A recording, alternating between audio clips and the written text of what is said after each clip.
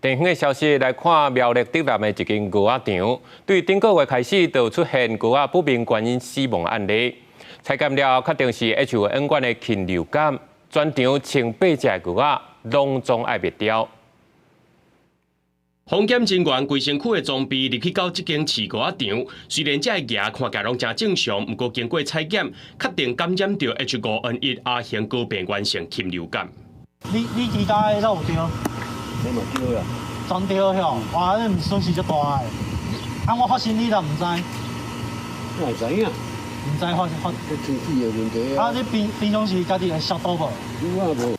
这是伫咧苗栗竹南的饲牛仔场，对顶个月24开始就传出牙死亡的情形，而且数量有愈来愈多。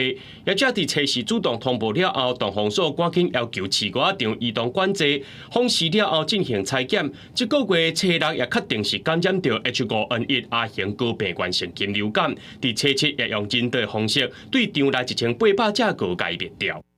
案例场移动管制1公里。那1公里，我们目前全管制的区域目前有3场的养禽场，那我们会针对这3场去做采样，只有消毒最重要而已啦。就遇到人出入更加要严格，就安尼尔。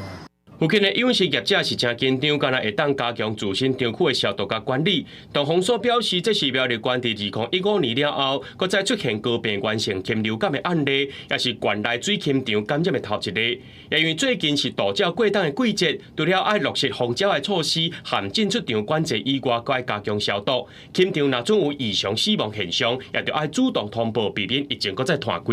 记者综合报道。